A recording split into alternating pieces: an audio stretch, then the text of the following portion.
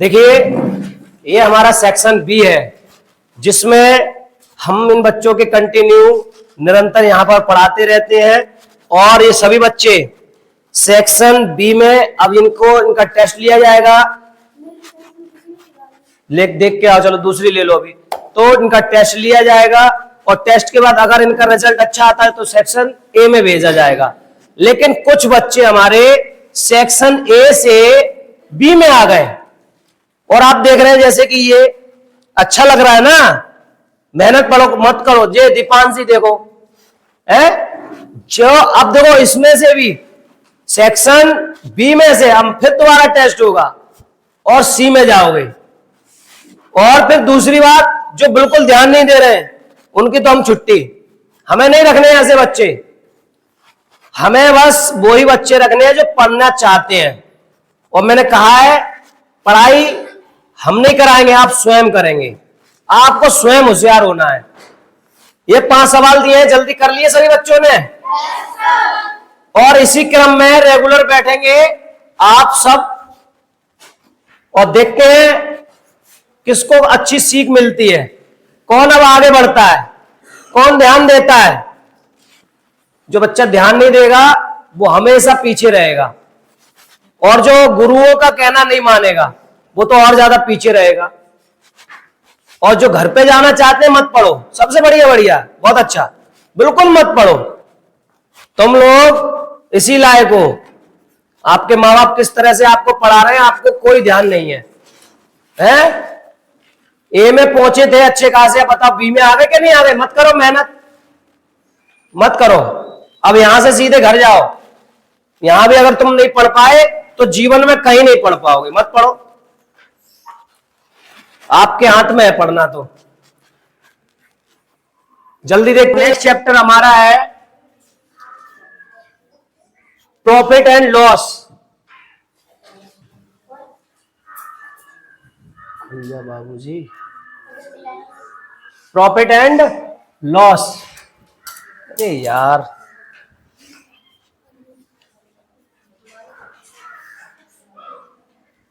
क्या हुआ?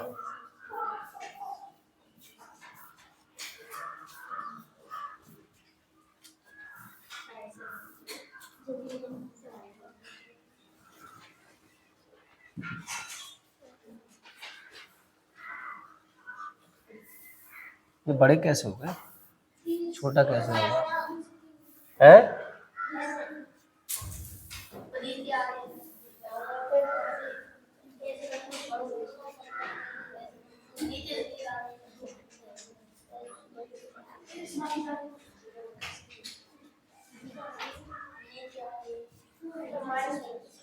सही है। अब सही है, सही है, अब सही है, अब सही हो रहा है। अब देखिए, बात नहीं, सभी बच्चे ध्यान देंगे, नोट्स करना पाए नोट कर लें। तो आज हम बात करते हैं प्रॉफिट एंड लॉस की। जैसा कि चैप्टर हमारा, हर चैप्टर की हम बात कर रहे हैं, समझा रहे हैं आपको, अच्छे से समझ लीजिए। जो हमारे नए बच्चे हैं वो विशेष तौर से ध्यान दीजिए। कोई भी चीजें हम रटने का काम नहीं करते, मैथ में कभी रटा नहीं जाता है, रटोगे भूल जाओगे, ठीक है ना? प्रॉफिट एंड लॉस, मार्केट गए, मार्केट में कोई चीज खरीदते हैं तो लाभ भी होती है हानि भी होती है उसको बेचने में, ऐसे ही प्रॉफिट एंड लॉस। अब इसका फुल मतलब वैल्यू मतलब सीपी, हम शॉर्ट में सीपी लिख लेते हैं, जिसको हिंदी में बोलते हैं क्रय मूल्य। बाजार से खरीदी, कोई क्रय किया, उसको बोलते हैं कॉस्ट प्राइस। अब एसपी मतलब बेचना, सेलिंग प्राइस। एमपी उसका अंकित मूल्य, मतलब कोई चीज हमने कितनी डाल दी है। अब इससे रिलेटेड किस तरह के सवाल आते हैं? अब लाभ हमेशा हमें कब होगा? जब हमारा विक्रय मूल्य ज्यादा हो और क्रय मूल्य कम हो। हानि कब होती है? हमें सूत्र से कोई मतलब नहीं, प्रैक्टिकली सोच लो तो आप कर लेंगे। क्रय मूल्य कम ज्यादा। लाभ कब निकलता है? चाहे लाभ की बात हो या हानि की, हमेशा क्रय मूल्य से भाग देते हैं, ठीक है? तो ये सूत्र की बात हो गई। अब कुछ सवालों को लेकर के बात समझाते हैं आपको अच्छी तरह से, जल्दी से समझेंगे। अब जैसे कि सवाल की भाषा मैं बहुत ज्यादा बोलता हूं, सवाल के हैंड डाउन, शांति से पहले सुनिए, बात नहीं करो। सवाल की भाषा क्या है कि एक वस्तु का क्रय मूल्य। अब क्रय हमें ऐसा ही लिख के आएगा, सीपी और एसपी लिख के नहीं आएगा। क्रय, क्रय मतलब खरीदना। क्रय किया आपने 800 रुपए में और बेच दिया 1000 रुपए में, तो दुकानदारों को कितने रुपए का लाभ हुआ? यहां तो साफ दिख रहा है 200 का होगा, मतलब क्रय खरीदा। इतना ध्यान रखना है, क्रय मतलब क्या होता है? खरीदना। इतना हिंदी में ध्यान रखना है, क्रय मतलब खरीदना और विक्रय मतलब बेचना। इतना चीजें दिमाग में आपको याद रखनी है। नेक्स्ट सवाल, नेक्स्ट सवाल हमारे टाइप 2 के हैं, प्रतिशत के, जिसमें क्या कह रहे हैं अच्छे से समझिए। जिसमें कह रहे हैं एक पुस्तक का क्रय मूल्य। आवाज कैसी आ रही है ये? एक पुस्तक का क्रय मूल्य, क्रय मूल्य मतलब कॉस्ट प्राइस। उसके विक्रय मूल्य, विक्रय मूल्य मतलब सेलिंग प्राइस। इंग्लिश में भी समझ लो, हिंदी में भी। दुकानदार को कितने प्रतिशत की हानि हुई? हानि मतलब लॉस। अब साफ दिख रहा है, मैं 500 की चीज 300 में खरीदी तो उसे कितना होगा हानि? हानि उसे 200 रुपए की हो गई। सूत्र लगाने की जरूरत नहीं है, 1 घंटा सूत्र लगाओ, लिखो। आपको समय बचाना है, कंटेंट बस याद रखने हैं। अब बस हानि का प्रतिशत, हानि का प्रतिशत हम जानते हैं क्या होता है? हानि बटे क्रय मूल्य इंटू 100 और परसेंट। क्लियर? अब इसको हम चाहे सिंपल अपने इंग्लिश में भी लिख सकते हैं कि लॉस परसेंट बराबर एल बटे क्रय मूल्य मतलब कॉस्ट प्राइस इंटू 100 बटे 100। लेकिन कुछ बच्चे फिर इसका यूज नहीं करते, 1-2 बार यूज करते हैं, फिर उसको समझ में आ जाता है, फिर जरूरत नहीं है। गणित में यही चीज है, जितना हम प्रैक्टिस करेंगे हमारी चीजें बहुत अच्छे से समझ में आ जाती हैं। अब हम उसमें क्या करेंगे? लॉस में, लॉस का रखेंगे। लॉस कितना हुआ था? 200 का। 200 का कितने में हुआ था? 500 में। 500 में। अब 100 और परसेंट, ये 100 नीचे भी 100 हमने किया, 100 नीचे वाले परसेंट बन जाते हैं। क्या निकालना है? एल का परसेंट। 0 से दोनों 0 उड़ गए, 5 चौक 20, कितना आ गया? 40%। अगला तीसरा सवाल,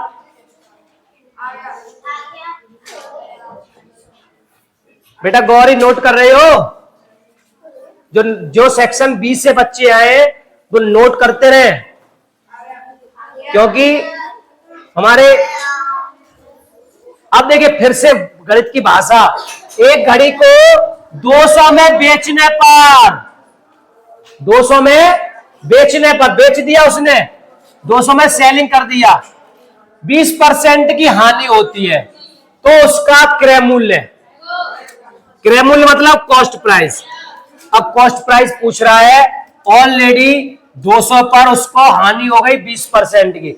अब हर चीज अपने आप में कैसी है बच्चों? 100% है।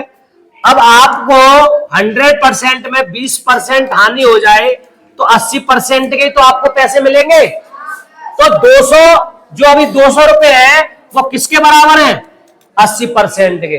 किसके बराबर है? और हमें कितना निकालना है? कॉस्ट प्राइस उसका 100%। तो परसेंट से मेरा नीचे मेटल करके किस में पहुंच जाएगा? ऊपर। और 0 से 0 उड़ा दो, 8 का भाग दे दो, 8 दूनी 16, 8 पंजे 40 और 250, कितना आ गया? इसको और अच्छे से समझेंगे। और अच्छे से कैसे? अब अच्छे से ऐसे कि अभी जैसे बताया हर चीज अपने आप में 100% होती है, तो 80% किसके बराबर है? 200 के। समझ में आ रहा है दीक्षा? और अब 80% 200 के है तो 1% निकालने के लिए जो संख्या गुणा में है किस में आ जाएगी? भाग में। ठीक है ना? आ रहा है समझ में? आगे अब हमें निकालना कितना? 100%। तो 100 का इधर गुणा और 100 का इधर गुणा और हल कर लो। 0 से 0, 8 का भाग दे दो, 8 दूनी या 8 का डायरेक्ट इसमें दे दो, 8 दूनी 16, सॉरी 8 का इसमें दे दो, 8 एक कम 8 और कितने बचे? 8 या ऐसा करो, ऐसे नहीं दे रहे हो डायरेक्ट, 200/80 इंटू 100, 0 से 0 ला दो। अब दे दो, 8 दूनी 16, 4 बचे, 8 पंजे 40, 250। फिर भी यही आ रहा है। नोट करते चल रहे हो। चौथा सवाल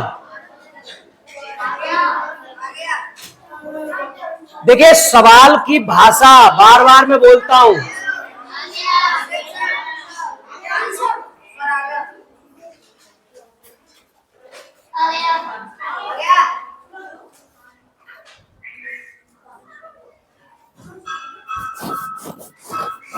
चलिए, लंच के लिए बेल लग चुकी है, लेकिन ध्यान दीजिए, सवाल हमारे कंटिन्यू चलते रहेंगे, ठीक है ना। जाइए अब, जैसे कि आगे का सवाल, एक कुर्सी को 700 में बेचने पर 40% का लाभ होता है। 700 में बेचने पर कितने का होता है? 700 रुपए का लाभ होता है। तो आगे, ठीक है, जल्दी जाओ। कोई कुर्सी 700 में बेचने पर 40% का लाभ होता है, मतलब ये चीज 700 में बेची तब उसको 40% का लाभ हुआ, लेकिन उसको ये नहीं मालूम अभी उसने खरीदी कितने की। तो जैसा कि मैंने बताया, हर चीज अपने आप में 100% होती है, तो मुझे अभी इसका 100% नहीं मालूम, लेकिन ये मालूम है इस चीज को 40% लाभ पर बेचा तो उसने 140% के बराबर ये चीज है। तो 140% के बराबर है 700 रुपए। तो मुझे निकालने 100%, तो जो संख्या गुणा में है वो भाग में, और भाग में वो गुणा में आ जाती है। और 100% के लिए 100 का गुणा इधर कर दिया मैंने, तो 100 का गुणा इधर, 0 से 0, और 7 दूनी 14, और कितना बचा? 500। तो इस प्रक्रिया से हल कर सकते हैं। दूसरी ये चीज है कि 700 की वैल्यू है 140% के, अगर रेशियो से देखें तो परसेंट का निशान हट करके यहां से ऊपर 100 आ जाता है, और इसको हल कर लेंगे। 0 से 0 काट दो, और 7 का भाग दिया, 7 एक कम 7, 7 दूनी 14, फिर काट दिया 5 बार। कैसे भी काट लो, आपका आंसर यही आएगा। नेक्स्ट सवाल की बात करते हैं। सवाल हमारे पास बहुत है अच्छे अच्छे। अब देखिए, गणित की भाषा को आप बच्चे अच्छी तरह समझेंगे तभी आपके समझ में आएगा। एक साइकिल 800 में बेचने पर 20% की हानि होती है। अब कोई चीज है 800 रुपए में उसने बेचा उसको, तो 20% की हानि हो गई। अभी जैसे कि बताया, हर चीज अपने आप में 100% होती है, हर चीज अपने आप में 100% होती है। अब 20% की उसे हानि हो रही है, तो वो चीज की वैल्यू कितनी होगी? 80% के बराबर। तो 800 में बेचने पर उसको 20% की हानि हुई, तो अभी ये किसके बराबर है? 80% के। अब ऐसे किस मूल्य पर बेचे कि 20% का लाभ हो? अब भैया 100% पर 20% का लाभ लेना चाहता है, तो इसमें 20 जब जोड़ देंगे तो 120% पे बेचेगा। तो बच्चों, आपको कम समय में सवाल की भाषा के अनुसार जल्दी करने का प्रयास करना पड़ेगा। अब परसेंट से मेरा परसेंट कैंसिल हो गया, 0 से 0 कट गया, 8 से 10 बार गया, और कितना आ गया? 1200। तो कौन सा आंसर हमारा सही है?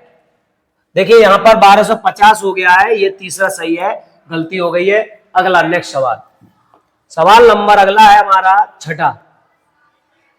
कभी कभी सवाल कुछ डिफरेंट तरीके से आते हैं, जैसे किसी वस्तु को 5% हानि होने की अपेक्षा 10% लाभ पर बेचा जाए तो दुकानदार को 75 रुपए अधिक मिलते हैं। अब देखिए, सोचने वाली बात यह है, कोई वस्तु है, अब पता तो नहीं है, लेकिन वो वस्तु मेरे लिए 100% है, मतलब मेरे लिए वो चीज तो 100% है वस्तु। अब 5% की हानि होने पर, अब सोचो इस पे 5% की हानि हो गई, तो मैंने उसे कितने में बेचा होगा? 95% में बेचा होगा। अपेक्षा आपको कह रहा है, अगर मैं 95% बेच दी, अगर मैं 95 नहीं बेचता और 10% लाभ पर बेचता, तो इसको कितने में बेचता? वो 110% पे बेचता, तो दुकानदार को 75 रुपए अधिक मिलते। तो इन दोनों का जो अंतर है, अंतर कितने का है? 15%। तो 15% का अंतर ही 75 रुपए के बराबर है। ऐसे सवालों को इस तरीके से निकालो, बहुत कम समय बचेगा। अब मैंने जैसे बताया जो संख्या गुणा में होती है वो भाग में, तो जाहिर सी बात है अब मुझे क्या निकालना है? 100%। तो 75 बटे 15 इंटू 100। क्लियर? अब 15 पंजे 75 और 500, तो 100% मेरा कितना आ गया? 500। तो मेरा आंसर कौन सा है? सी। कितनी सिंपल प्रक्रिया से आपको समझा रहे हैं। लेकिन आप कहेंगे सर थोड़ा सा दोबारा बता दें या कुछ भी पूछा करें। अगला सवाल हमारा है छठा। देखिए संडे को तैयार रहे, यही सब आपसे पूछे जाएंगे। अब बात करते हैं 150 में दूध खरीदा, उसे कितने रुपए में बेचा जाए कि 20% का लाभ हो। सवाल की भाषा, कोई वस्तु मुझे अभी 150 की है, तो मेरे लिए ये क्या है? 100% है मेरे लिए। तो अब मैं इसमें 20% लाभ लेना चाहता हूं, तो 20% मतलब इसको मैं 120% पे ही तो बेचूंगा। तो 150 को मुझे 120% पे सेल करना है। अब परसेंट से हट करके जो कैलकुलेशन समझा रहा हूं, नीचे 100, जीरो से दोनों जीरो उड़ गए। अब 15 का भाग दे देंगे या 12 का इधर गुणा, सॉरी 15 गुणा 12 का गुणा, बात एक ही है। तो 15 दूनी 30 और 15 कम 15 180। तो तीसरा ऑप्शन सही। सवाल को समझिए, नहीं समझ में आ रहा है समझाइए। देखिए और भी मैं ये कहना चाहता हूं कि हमारे नवोदय वाले बच्चे, छोटे छोटे बच्चे जैसे गणित सीख सकते हैं, तो और भी जो बड़े हैं जो हमारी तैयारी कर रहे हैं, और भी जिसकी रेलवे की, पुलिस की और बैंक की, या कह सकते हैं किसी भी सुपर टेट की भी आप तैयारी करते हैं, तो इन सवालों पर प्रकाश डालिए, आपको बहुत अच्छे से समझ में आएंगे। कंटेंट के द्वारा बनाए गए हैं एक क्रम के अनुसार। एक व्यक्ति किसी वस्तु को 10% के नुकसान के साथ 90 रुपए में बेचता है। अब सोचो, अभी मैंने क्या बता रहा हूं, कोई सूत्र नहीं, कुछ नहीं। 100% वो चीज है, 10% का उसे नुकसान पर, अब वो किसके बराबर होगी? 90% के। अब यहां से साफ दिख रहा है कि 90%, 90 रुपए में, तो उस वस्तु का क्रय मूल्य कितना होगा? ये तो बहुत सिंपल बात है कि 90% बराबर किसके है? 90 के।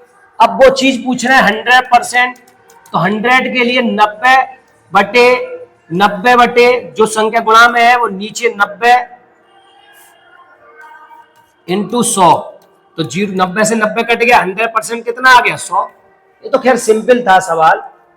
आगे और बात करते हैं, ये थोड़ा सा समझते हैं इसको कि एक व्यक्ति 90 रुपए की वस्तु को 10% लाभ पर बेचता है। अब 90 रुपए, ये 90 रुपए मेरे लिए क्या है? अभी 100%। इतना ध्यान रखो, 90 की वस्तु है, 10% लाभ पर बेचना चाहता है, तो 10% और इसमें जोड़ दूंगा, तो 110% को इसको सेल करूंगा। इतना कंटेंट सिंपल दे रहा हूं आपको बहुत। तो इसको मुझे 90 रुपए को 110% पे चलाना है, तो परसेंट से नीचे हट करके क्या आ जाएगा? नीचे कितना आ जाएगा? 100, जीरो से दोनों जीरो, और कितना हो गया? 99। Very simple. आगे बात करते हैं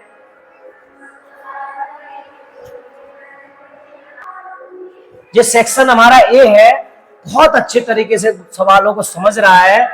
और अगला सवाल, 10वां सवाल की बात करते हैं।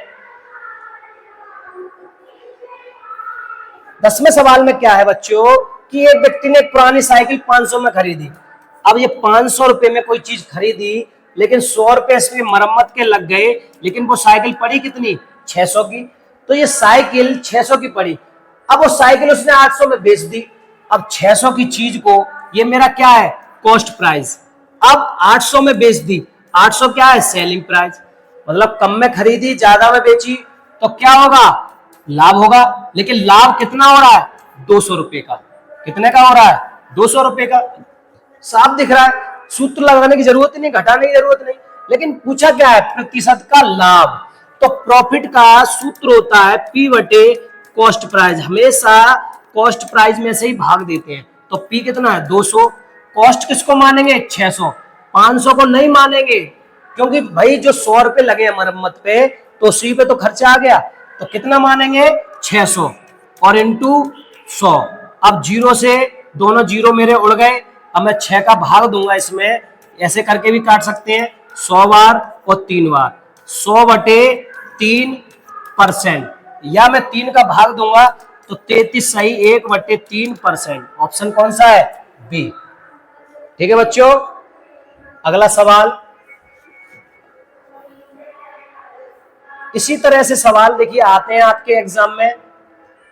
12वां सवाल क्या कह रहा है, एक व्यक्ति ने एक साइकिल को 935 में बेचने पर 10% लाभ कमाता है। अब भाई 935, ये मेरा अभी 100% नहीं है, इस पे ये इसने 10% लाभ कमा लिया, तो ये वैल्यू किसके बराबर है 110% के। अब मुझसे क्या पूछ रहा है, साइकिल का क्रय मूल्य। क्रय मूल्य मतलब उसका 100% क्या था वो पूछ रहा है। तो इसका 100% निकालने के लिए क्या करेंगे, इसका रेशियो हल कर लेंगे। परसेंट से नीचे क्या आ जाएगा, परसेंट से ऊपर 100 बन जाएगा, जीरो से जीरो कट जाएगा, 11 का भाग दे देंगे, 11 अट्ठे 88 और कितना बचा 8, 5 बचा और 11 5 55 और 85, 11 से भाग दे दिया 850। तो वो किसने का था 850। ठीक है, अगला सवाल।